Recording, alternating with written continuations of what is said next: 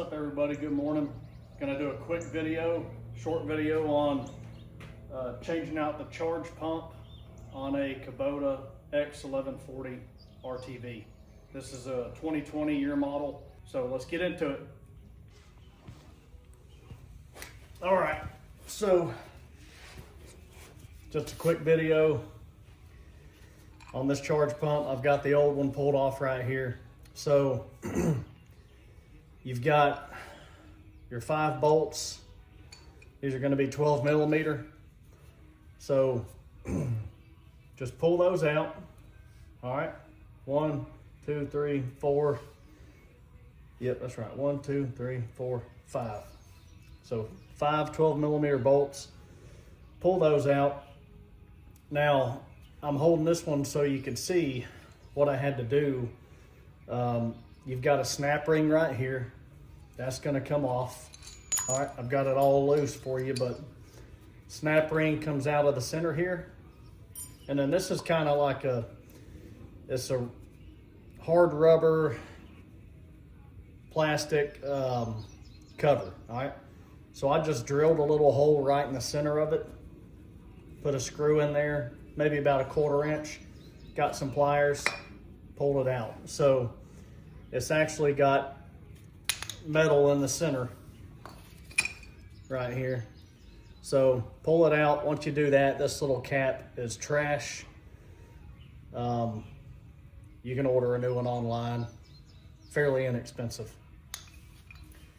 So then you're gonna have, you'll see on the inside, there's going to be another snap ring on the inside of here. But once you get this cap off, you'll be able to see the other snap ring you've got to remove to pull this assembly off. Now this right here is your charge pump relief valve. And I took it out of the old one, reused it just because I didn't see any problems with it. Nothing was broken, it still operated like it should. So you can increase the pressure of your machine, which I'm not recommending you do. If for some reason your pressure's off, you probably have an internal issue.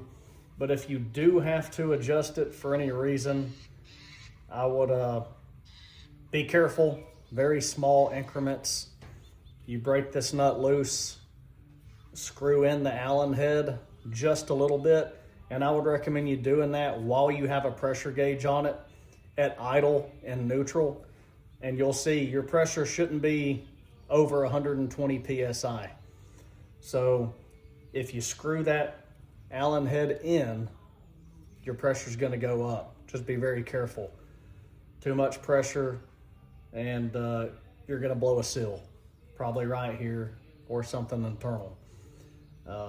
Make sure you tighten that back. And as far as, you know, as far as the rest of it goes, you know, you've got 2 O-rings right here. Once you pull this off, there's going to be an O-ring, another O-ring. Pretty self-explanatory.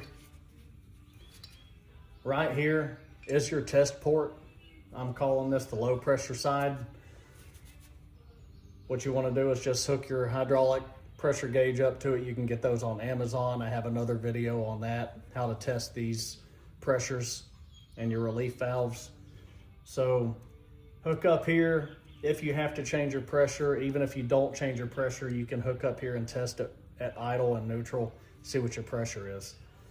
Other than that, that's just a quick video how to get this charge pump off and check it out.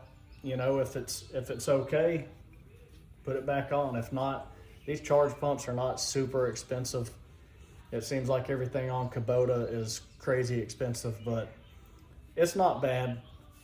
Anyways, so that's just a video for you on this charge pump, your relief valve, your test port, and that's about it. So appreciate you. Until the next video.